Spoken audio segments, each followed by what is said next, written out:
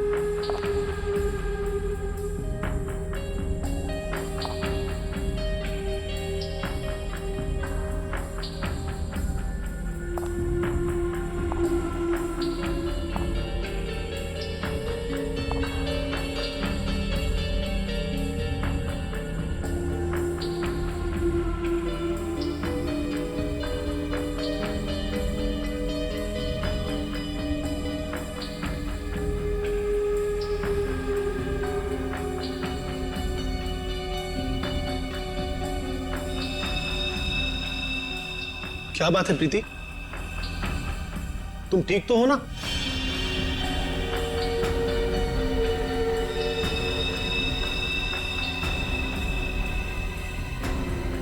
तुम कुछ बोलती क्यों नहीं?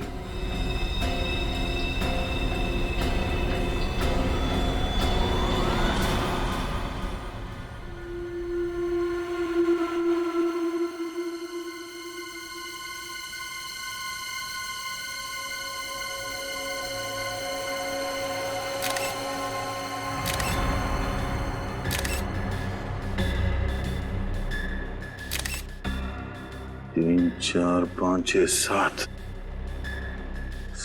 बार चाकू से घुपा गया इस विशाल को। एक पत्नी अपने पति को इतनी बेरहमी से मारेगी, वो भी शादी के सालगिरह के दिन, यकीन ही नहीं हो रहा है। हाँ सर, इसकी लाश को देखकर लग रहा है इसकी पत्नी बहुत नफरत करती होगी इससे।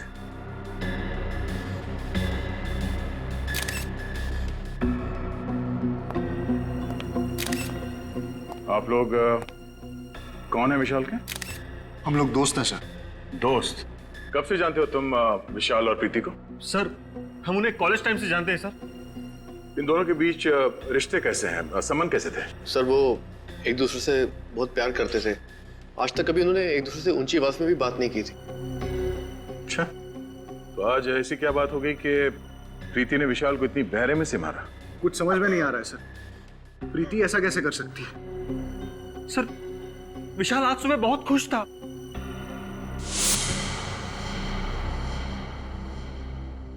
हैप्पी एनिवर्सरी प्रीति।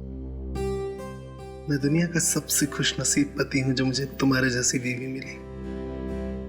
काश आने वाले हर जन्म में तुम मेरी ही बनकर रहो। क्या बात है, बीवी की फोटो के साथ इतनी रोमांटिक बातें हो रही है। अबे साथ में होती होगी तो ये जनाब तो शायर बन जाते होंगे। यार ये तो बहुत गलत बात है, दरवाजा खटखटा के आना चाहिए था ना। अच्छा, तुम लोगों ने मेरी सारी बातें सुन ली। अरे सुन ली तो क्या हुआ, तू हमारे कॉलेज का दोस्त है यार, लंगोटिया यार। और प्रीति को इम्प्रेस करने के तरीके हम ही से तो पूछता था। भूल गया? कैसे भूल सकता हूँ यार, मेरे घोड़ी चढ़ने का श्रेय तुम लोगों को ही तो जाता है। वो बात तो है, और इसीलिए आज हमें पार्टी चाहिए। हाँ पार्टी? हाँ, तेरी वेडिंग एनिवर्सरी की पार्टी यार। यार प्रीति से पूछना पड़ेगा। क्या बात कर रहा है यार, उसे पूछने की क्या जरूरत है। अरे सरप्राइज दे देते उसको, वो खुश हो जाएगी। आइडिया तो अच्छा है, ठीक कह रहा है तू। मैं भी कुछ ऐसा ही सोच रहा था। है ना? तो आज रात 10 बजे पार्टी पक्की। Done done done done. और फिर जब हम अंदर घुसे तो हमने देखा विशाल जमीन पे पड़ा हुआ था और प्रीति उसके पास बेहोश थी। और हाँ, प्रीति के हाथ में एक चाकू था, खून से सना हुआ।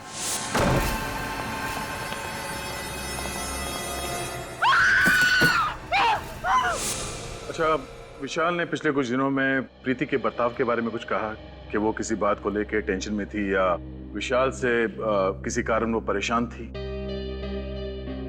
नहीं सर, विशाल ने कभी ऐसा कुछ नहीं कहा। हाँ सर, लेकिन वो ये कह रहा था कि आजकल वो प्रीति को टाइम नहीं दे पा रहा था। एक्चुअली काम में बहुत बिजी था। आखिरी बार आपने कब बात की प्रीति से? आज शाम को ही बात की थी मैंने उससे। वो बहुत खुश थी, बहुत ही खुश।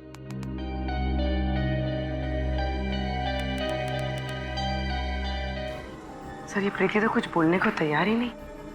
लगता है अपने पति की मौत का गहरा सदमा लगा उसे। सदमा कैसा सर? इसने अपने ही हाथों से अपने पति विशाल का खून किया है। हाँ, सचिन, पर कुछ तो है जो इसे बाकी के खूनियों से अलग करता है।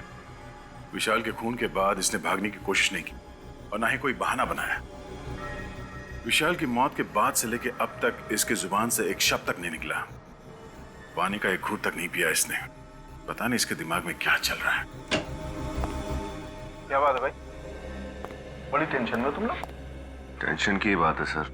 क्यों टेंशन क्या है? ये केस तो बड़ा आसान था यार। खूनी अपने आप पकड़ा गया, भाग दौड़ करने की जरूरत ही नहीं पड़ी तुमको। सर, जब तक खूनी अपना गुनाह मान न ले, हम चैन की सांस नहीं ले सकते। और ये प्रीति, ये तो कुछ बोलने को तैयार नहीं है। बहरहाल, भाई प्रीति कुछ बोले या ना बोले, लेकिन मैं आप लोगों को एक बात बोलता हूँ। प्रीति के दिल में अपने हस्बैंड के लिए सख्त नफरत थी। नफरत? पर सर, इनके दोस्तों ने तो कहा कि ये लोग एक दूसरे से बहुत प्यार करते थे। लव मैरिज थी इनकी। लव मैरिज थी या अरेंज मैरिज थी मुझे नहीं मालूम, लेकिन विशाल के शरीर पर जो चाकुओं के घाव हैं, उससे साफ पता लगता है कि प्रीति के दिल में विशाल के लिए सख्त नफरत थी। जगह जगह पर चाकू से वार किए गए। मुझे तो लगता है कि विशाल के मर जाने के बाद भी प्रीति उसे चाकू मारती रही। इतनी नफरत? प्रीति, तुमने विशाल का खून क्यों किया? हाँ? क्या वो तुम्हें मारता पीटता था, दहेज के लिए परेशान करता था, या किसी और से प्यार करता था? बताओ प्रीति, तुम्हें जवाब देना होगा। ऐसी क्या बात थी जिसकी वजह से तुम उससे इतना नफरत करती थी? नफरत नहीं, प्यार करती थी मैं विशाल से, और अब भी करती हूँ। विशाल की मौत के बाद जो खोया वो आप लोग नहीं समझो। और वैसे भी विशाल की जाने के बाद मेरी जिंदगी का कोई मतलब नहीं। अगर तुम इतना प्यार करते थे विशाल से, तो फिर उसे मारा क्यों? क्या फायदा? वैसे भी आप लोग सीआईडी वाले मेरी बात का कहाँ विश्वास करेंगे? विश्वास करना है या नहीं, वो हम पे छोड़ दो। पहले बताओ कि तुमने विशाल को क्यों मारा? मुझे नहीं पता उस दिन क्या हुआ। मुझे विशाल पर बहुत गुस्सा आया और मैंने बिना सोचे समझे उसे मार डाला। कोई किसी को बेवजह 7-7 बार चाकू नहीं मारता प्रीति। मैंने कहा था आप लोग मेरी बात का भरोसा नहीं करेंगे, और वैसे भी मुझे कुछ नहीं कहना। चढ़ा दीजिए मुझे फांसी पर, मुझे नहीं जीना। चढ़ा दीजिए मुझे फांसी पर, मैं विशाल के बिना नहीं जी सकती। दया, मुझे लगता है इस लड़की के साथ कुछ प्रॉब्लम है। कैसी प्रॉब्लम सर? यार वो तो समझ में नहीं आ रहा है, लेकिन मुझे लगता है कत्ल करते वक्त इस लड़की का दिमाग इसके काबू में नहीं था। सर, कत्ल करते वक्त तो किसी भी खूनी का दिमाग काबू में नहीं रहता। मुझे तो लगता है ये लड़की झूठ बोल रही है।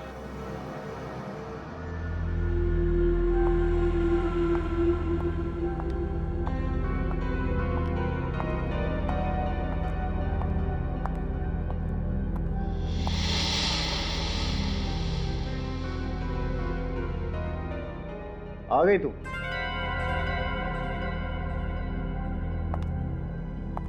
फोन भी नहीं उठा रही। मुक्ता कहां रह गई थी तू? कब से इंतजार कर रहा हूं। क्या हुआ? सब ठीक तो है ना? ओ, समझ गया। लगता है इस बार तुमने फिर से क्रेडिट कार्ड की लिमिट एक्सीड कर दी है ना? डोंट वरी, मैं कमाता किसके लिए हूं यार? तुम्हारे लिए। अभी बहुत लेट हो रहे हैं, चलते हैं, ठीक है?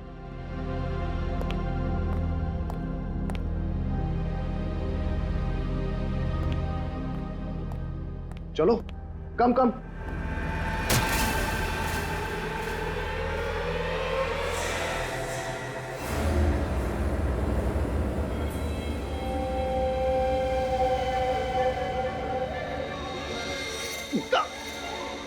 ये क्या किया तुमने? क्या कर रही हो ये?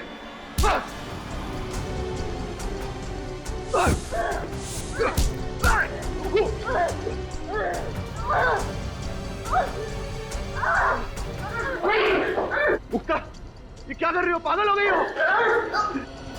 होश में आओ।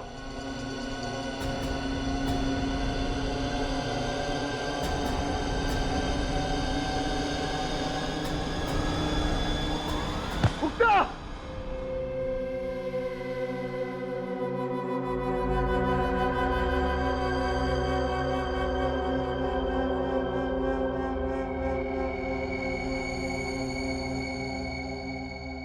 मुक्ता, अब कैसी हो तुम? मुझे माफ कर दो चेतन। पता नहीं मुझे क्या हो गया था जो मैंने तुम्हारे साथ ऐसा बर्ताव किया। इतनी चोट पहुंचाई है मैंने तुम्हें। अरे कोई चोट नहीं आई मुझे। देखो देखो, एकदम हट्टा कट्टा हूं मैं। हाँ, लेकिन मुक्ता आपने ऐसा किया क्यों? आपको ऐसे अचानक गुस्सा आने की वजह? मैं तो खुद हैरान हूँ, मुझे कभी गुस्सा आता ही नहीं है सर। और फिर बेवजह इतना ज्यादा गुस्सा कैसे आ गया मुझे कुछ समझ में नहीं आ रहा। मुक्ता ठीक कह रही है सर, मैंने इसे आज तक किसी से ऊंची आवाज में बात करते हुए नहीं देखा। गुस्सा होना तो बहुत दूर की बात है।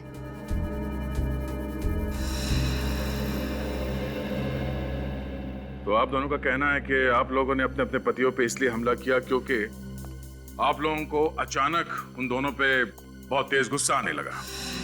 फिर हैरानी की बात यह है कि आप दोनों के पास कोई ठोस वजह नहीं थी उनसे गुस्सा होने की, राइट?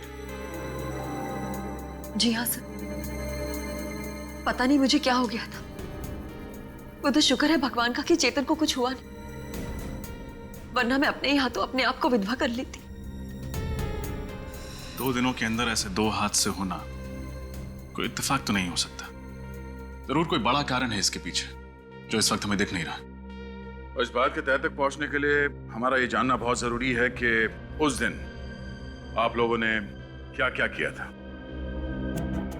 सर, उस दिन विशाल ने मुझे सुबह उठाया, मेरे लिए ब्रेकफास्ट बनाया, मुझे बहुत पैम्पर कर रहे थे क्योंकि हमारी एनिवर्सरी थी उस दिन। फिर उनके ऑफिस जाने के बाद मैं तैयार होकर बाजार गई। वहां मैंने विशाल के लिए एनिवर्सरी गिफ्ट खरीदा। उन्हें म्यूजिक बहुत पसंद था, इसलिए मैं उनके लिए स्पीकर्स लेकर आई और फिर मैं घर चली आई। अच्छा ये बताइए, उस दिन आपने बाहर कुछ खाया था? नहीं, मैंने लंच घर पर ही किया था। उसके बाद क्या हुआ? उस दिन जब मैं घर वापस आई तो दरवाजे पर एक गिफ्ट पार्सल पड़ा था और उसमें लाल रंग के जूते थे जिस पर विशाल ने एक नोट लिखा था, हैप्पी एनिवर्सरी। उसके बाद मैं विशाल के घर आने का इंतजार करने लगी, खुद को संवारने लगी, विशाल की पसंदीदा साड़ी पहनी और उसके वो भेजे हुए जूते पहने।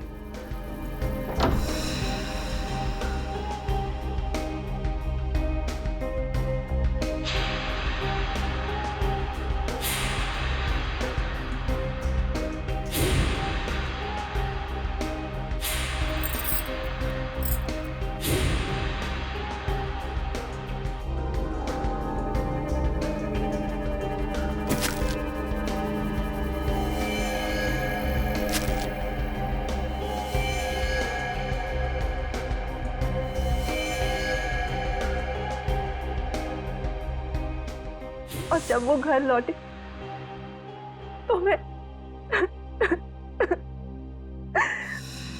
और मुक्ता जी, आपने क्या किया था उस दिन? सुबह होते ही मैं और चेतन घर से निकल पड़े। वो अपने ऑफिस चले गए और मैं अपने बैंक का काम खत्म करके मार्केट में ही घूमने लगी। फिर मैं एक जूते की दुकान में गई। ये बिल्कुल नया स्टॉक है मैम, आपको जरूर पसंद आएगा। ये है तो बहुत प्यारे, लेकिन क्या आपके पास इनमें लाल कलर है? नहीं मुक्ता जी, लाल कलर के जूते आउट ऑफ स्टॉक है। भाई साहब, मैं पार्टीज में ना सिर्फ लाल कलर पहनती हूँ, मंगा दीजिए ना। अरे क्यों नहीं मुक्ता जी, आपके लिए क्यों नहीं मंगवाऊंगा। मुझे शाम तक का वक्त दीजिए, मैं लाल कलर का जूता आपके घर पे भिजवा दूंगा। ठीक है, लेकिन 4 बजे तक भिजवा दीजिएगा। ओके? वही जूते पहन के मैं चेतन के ऑफिस गई और फिर ऑफिस। अच्छा ये बताइए कि आपने बाहर कुछ खाया पिया था क्या? जी हाँ, मैंने और चेतन ने लंच बाहर ही किया था। पूर्वी, इन दोनों को अंदर ले जाओ। आई।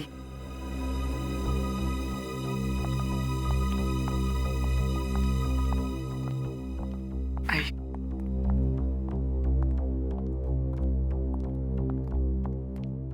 सर, दोनों कहानियों में एक चीज कॉमन है, लाल जूते। हाँ रजत, तो इन लाल जूते में ऐसी क्या बात हो सकती है? मगर सर, प्रीति को ये लाल जूते उसके पति ने गिफ्ट किए थे और मुक्ता को दुकानदार ने होम डिलीवरी की थी। हाँ विनीत, मगर ये लाल जूते ही है जो इन दोनों कहानियों को आपस में जोड़ती है।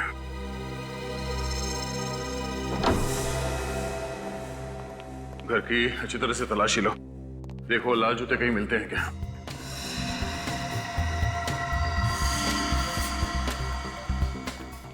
निखिल, तुम अंदर चेक करो, मैं यहां देखता हूं।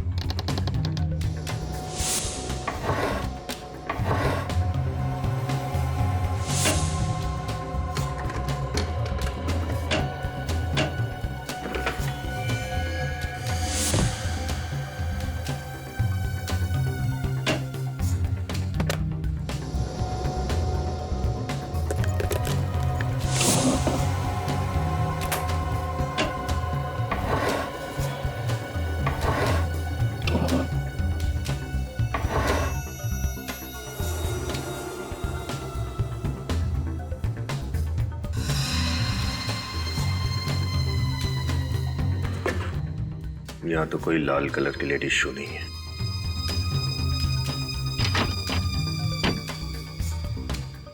सर जूते अंदर नहीं है। यहां भी नहीं। चेतन, जूते कहाँ हैं? यहीं कहीं होने चाहिए सर। यहीं कहीं होने चाहिए, तो हैं कहाँ? रेडी? नहीं सर, यहाँ पे तो नहीं है। सर, बेडरूम में भी जूते नहीं मिले। सर यहाँ भी नहीं मिले।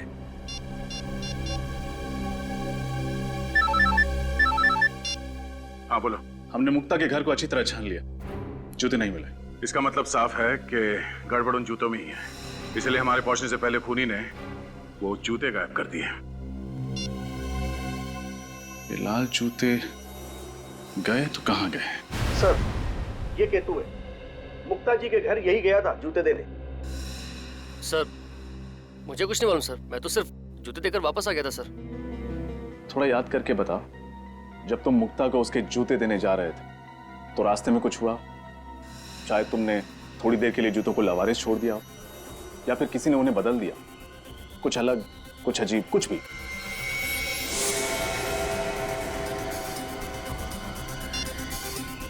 हेलो, हाँ सर, एड्रेस मिल ही नहीं रहा है, कौन सा पता देकर रखा है, मिल ही नहीं रहा है। अरे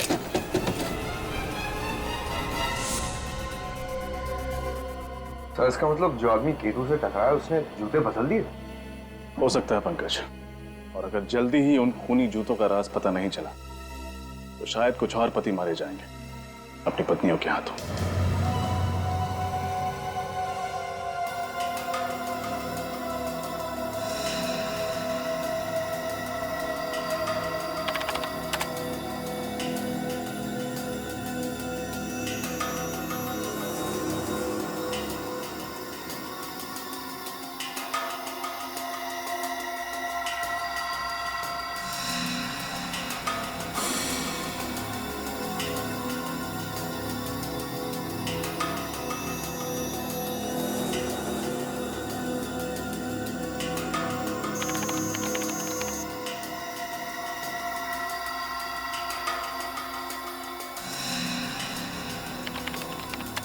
आप लोग अब उठ सकते हैं।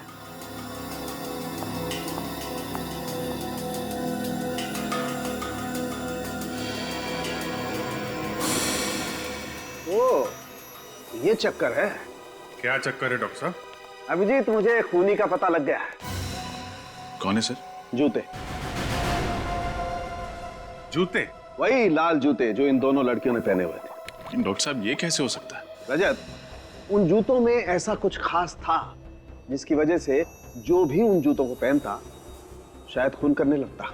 मतलब सर, उन जूतों को अगर मैं पहनती तो मैं भी खून कर देती? शायद, चांसेस हैं। क्या बात कर रहे हैं डॉक्टर साहब? ऐसा क्या है उन जूतों में कि उन्हें पहन के एक आदमी खूनी बन जाएगा? मैं बताता हूं। हाँ, ये देखो, इन दोनों के पैरों पर ये छोटा सा इंजेक्शन का निशान। इसका मतलब ये है कि इंजेक्शन के जरिए कोई ऐसा केमिकल इनके शरीर के अंदर गया है जिसकी वजह से इन लोगों ने ऐसा वायलेंट रिएक्ट किया है। और ये इंजेक्शन इन्हें तब लगा जब इन दोनों ने वो लाल जूते पहने थे। अगर जूतों में इंजेक्शन था तो हमें महसूस क्यों नहीं हुआ? मतलब हमें चुभता ना, हमें दर्द तो होता। अभिजीत, शायद इंजेक्शन के साथ साथ उसमें एनेस्थीसिया भी था जिसकी वजह से इन दोनों के पैर सुन्न हो गए और इन्हें पता नहीं चला। तो बहुत बड़ी प्लानिंग की खूनी ने। लेकिन डॉक्टर साहब, ये इंजेक्शन था किस चीज का? हॉलीवुड क्रेडॉक। व्हाट? हॉलीवुड क्रेडॉक? हाँ सर। Oh my God. क्यों?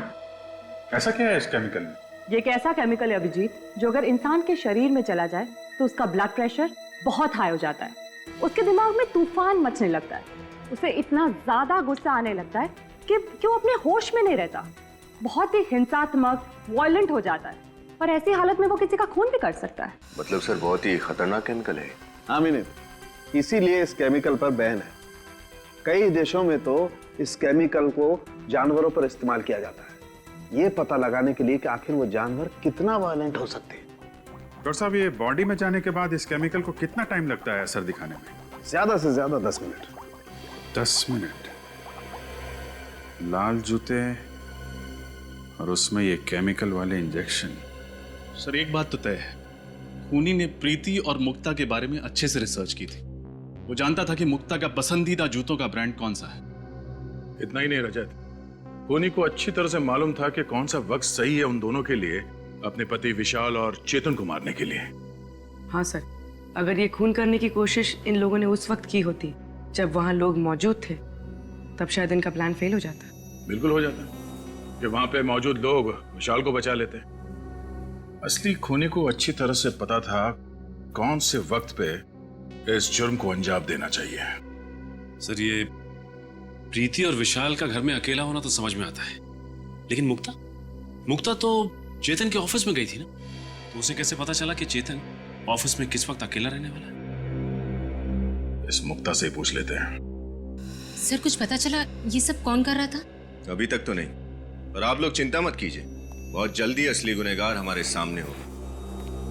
मुक्ता जी एक बात बताइए, आप ठीक उसी वक्त कैसे पहुंची चेतन के ऑफिस में जब वो बिल्कुल अकेला था? सर मैं तो 4 बजे जाने वाली थी, लेकिन इनका फोन आया था कि मैं 4 बजे ना जाके 6 बजे जाऊं। ये मीटिंग में बिजी थे। मतलब चेतन ने तुम्हें खुद 2 घंटे देरी से आने के लिए कहा? क्या कह रही हो मुक्ता? मैंने तुम्हें ऐसा कोई फोन नहीं किया था। मैं तो खुद हैरत में था कि इसे आने में इतनी देर क्यों हुई। अगर आपने फोन नहीं किया तो फिर किसने किया? ये फोन कॉल आपके मोबाइल पे आया था? नहीं सर, मेरे लैंडलाइन पे आया था। सोचें, पता करो 24 तारीख दोपहर 4 बजे के आसपास इनके लैंडलाइन पे किसका फोन आया था। वैसे आपने कहा कि लाल जूतों को पहनने के बाद आपको अचानक गुस्सा आया। ये लाल जूते की डिलीवरी कब हुई थी आपके पास? सर जूते की डिलीवरी उसके दिए हुए टाइम से बहुत लेट हो गई थी। मैं गाड़ी में बैठ के ऑफिस के लिए निकल ही रही थी, तब जूते वाला आया था। और वो जूता पहना कब आपने? इनके ऑफिस के नीचे सर, जूते चेंज करके ही मैं ऊपर गई थी। लेकिन सर अगर खूनी चाहता था कि मुक्ता नए जूते पहनकर ऑफिस जाए, तो वो आखिरी मिनट तक इंतजार क्यों करता? मतलब ये भी तो हो सकता था कि मुक्ता नए जूतों को गाड़ी में ही रहने देती और पुराने जूतों में ही चेतन से मिलने चली जाती। हो सकता रजत, पर उस दिन ये दोनों पार्टी में जाने वाले थे, तो शायद मुक्ता कार में जूते पहन लेती, और खूनी के पास अच्छा मौका भी था चेतन को मारने का, है ना, क्योंकि ये दोनों अकेले थे। पता नहीं हम दोस्तों के पीछे कौन हाथ धो के पड़ गया। हमने तो किसी का कुछ भी नहीं बिगाड़ा। चेतन दिमाग पर जरा जोर डाली। कोई पुराना किस्सा याद आता है, कोई पुरानी दुश्मनी, छोटी ही सही, कोई भी ना। आप लोगों को किसी पे शक नहीं है? नहीं सर। सर ये जुर्म तो एक उलझी हुई पहले की तरह होता जा रहा है। अगर इनका कोई दुश्मनी नहीं था फिर कौन ऐसा होगा जो इतनी गहरी साजिश रचेगा इन दोनों को मारने के लिए? ये सब कुछ एक सोचा समझा हुआ प्लान है।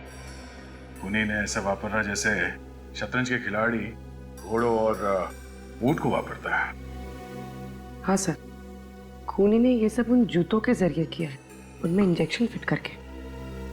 इसका मतलब है वो जूते ऑर्डर देख के बनवाए गए थे, तभी तो सोल के नीचे इंजेक्शन रखने का जगह बना पाया वो। सर फिर तो खूनी लेदर मार्केट भी गया होगा चमड़ा खरीदने। बिल्कुल गया होगा। उन सारी दुकानों में जाके पता करो जहाँ पे ये जूते बनते हैं या फिर उन्हें बनाने के सामान बेचे जाते हैं। सर उस नंबर का पता चल गया है सर। वो फोन चेतन ने नहीं बल्कि किसी अरुण कुमार ने किया था। अरुण कुमार? मुक्ता, आप किसी अरुण कुमार को जानती हैं? अरुण कुमार? नहीं सर, मैंने तो ऐसे किसी आदमी का नाम भी नहीं सुना।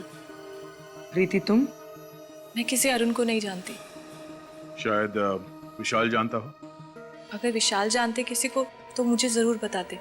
हाँ अरुण कुमार, शायद एक अरुण था तो सही हमारे कॉलेज में, है ना? अरे नहीं, वो तो अरुण यशोधन था, अरुण कुमार नहीं। आप सब में से कोई भी अरुण कुमार को नहीं जानता, मगर वो आप सबको अच्छी तरह से जानता है। विशाल को क्यों मारा तुमने? मारा मतलब सर? विशाल? कौन विशाल सर?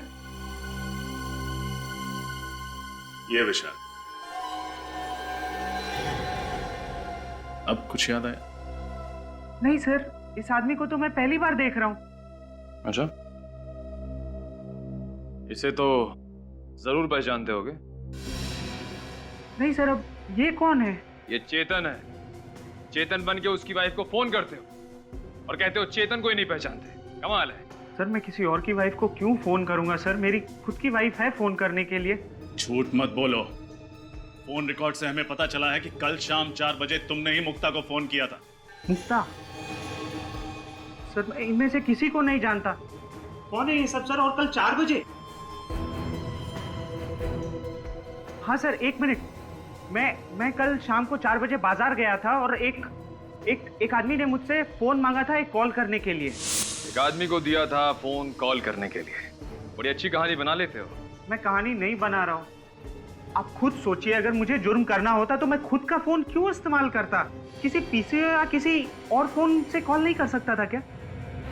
उस आदमी की शक्ल याद है तुम्हें जिसने तुमसे तुम्हारा फोन मांगा था? नहीं सर, थोड़ा जल्दी में था तो ज्यादा ध्यान नहीं दिया मैंने। ठीक है, अगर तुम्हारी ये कहानी झूठी निकली तो तुम अपने बच्चों को कहानी सुनाने लायक नहीं रहोगे।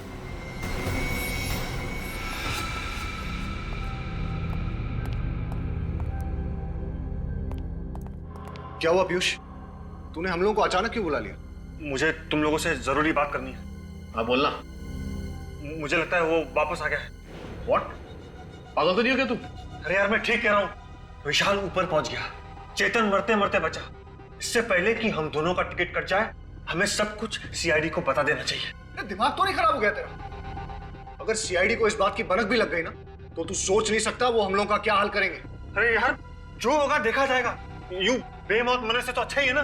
देख, अगर तूने सीआईडी को बताने की बात भी की ना तो वो वापस आया हो या ना आया हो, मैं तुझे जरूर मार डालूंगा। अरे मुझे बचा ले यार। मैं पागल हो रहा हूँ, पागल। मेरा दिमाग फट रहा है, दिमाग। मैं मरना नहीं चाहता, मैं मरना नहीं चाहता, मैं जीना चाहता हूँ, मैं जीना चाहता हूँ। पीयूष, तू घबरा मत। कुछ नहीं होगा हम लोगों को, सब ठीक हो जाएगा। डोंट वरी, हम तेरे साथ हैं ना। मैं मरना नहीं चाहता हूँ, मैं जीना चाहता हूँ। मैं मरना नहीं चाहता, मैं मरना नहीं चाहता। Please help me. कम।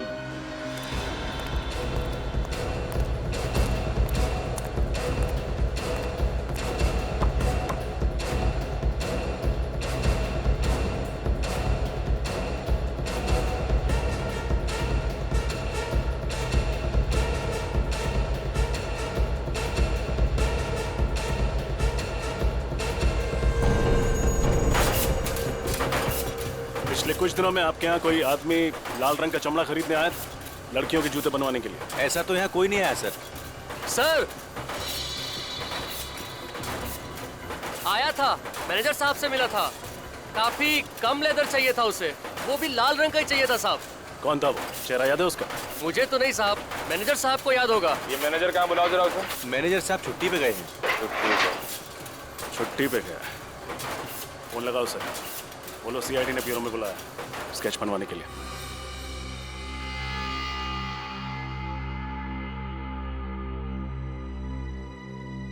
पांडुरंग दगड़ू सराफ। अरे पूर्वी, अरे पूर्वी, अरे हटो यार। अरे पूर्वी, अरे वेरी गुड, तुमने तो कमाल कर दिया भाई। Thank you very much, thank you very much, तुम कमाल हो यार। अरे सालों के साहब, ऐसी क्या बात हो गई जो खुशी से आपकी छाती फूल गई? यार तुम्हें पता नहीं, वो पूर्वी ने मुझे सलाह दी थी ना वो लेटर लिखने की। अरे भाई मैंने अपनी गर्लफ्रेंड को एक अच्छा सा लेटर लिखा, फूलों का गुलदस्ता भिजवाया और बस उसको गुस्सा तो गायब। क्या बात सर, ये तो बहुत ही अच्छी बात है।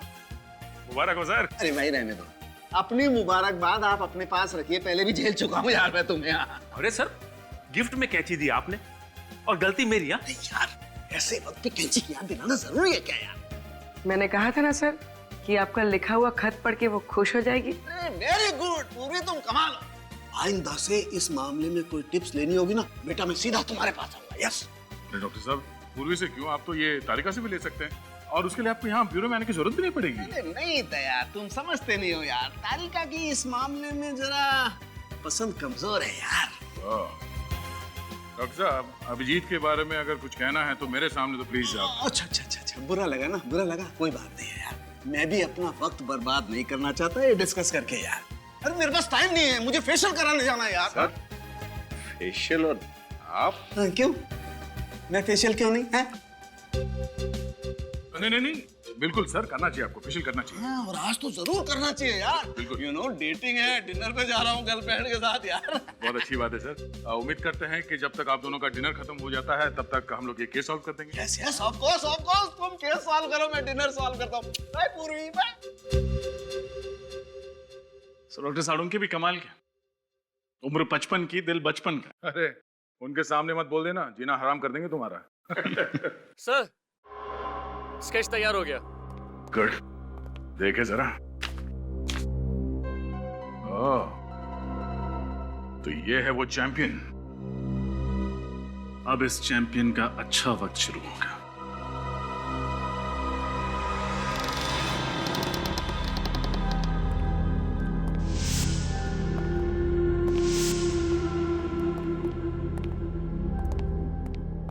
देखो कहां छुप के बैठा है।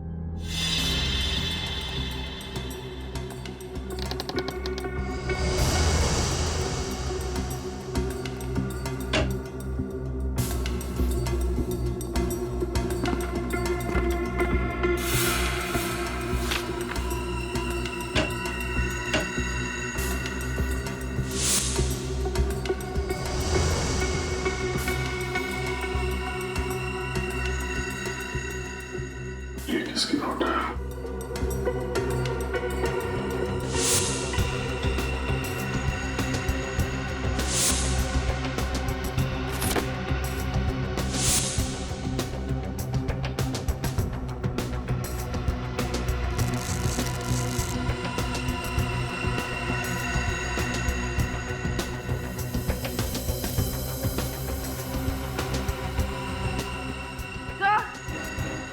आप बोलिए।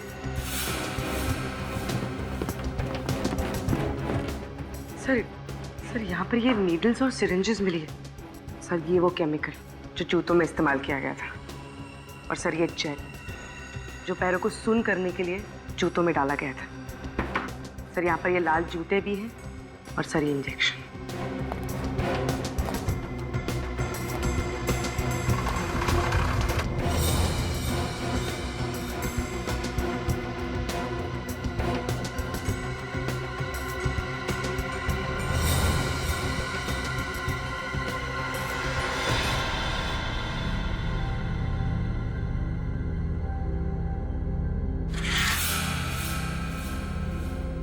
मतलब इन सब के पीछे पीयूष का ही हाथ है।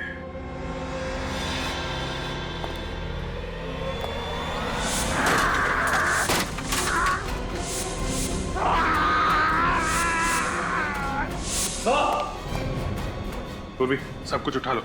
विनीत, इसका मतलब इसके साथ कोई और आदमी भी मिला हुआ था क्या? सर ये देखिए, इसकी जेब में से ये। डॉक्टर साहब, मैं ठीक तो हो जाऊंगा ना? तुम बिल्कुल फिक्र मत करो, तुम जैसे पहले थे ठीक वैसे हो जाओगे। अब मैं इंजेक्शन लगा रहा हूं, तुम पलट जाओ।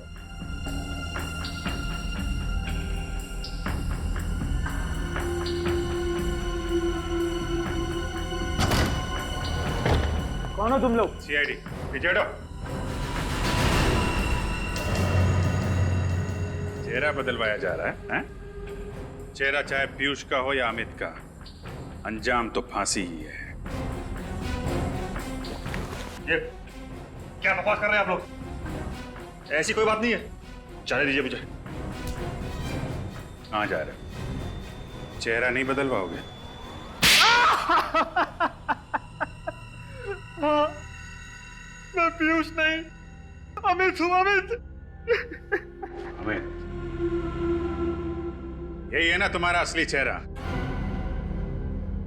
अब बताइए अमित जी,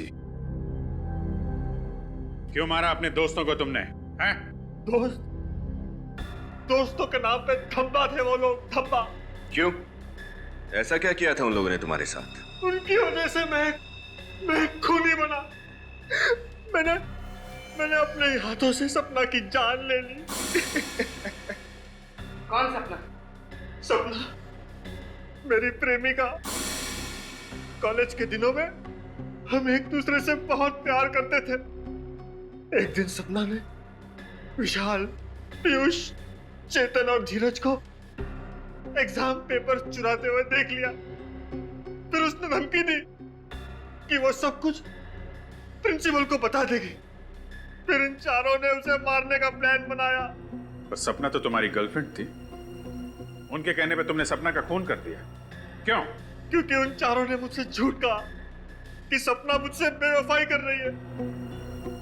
वो चारों अच्छी तरह से जानते थे कि मुझे मेरे गुस्से पर काबू नहीं रहता, इसीलिए बिना सच जाने मैंने सपना की जान ले ली। फिर जब तुम्हें सच का पता चला तो तुमने एक एक करके सबसे बदला लेना शुरू कर दिया।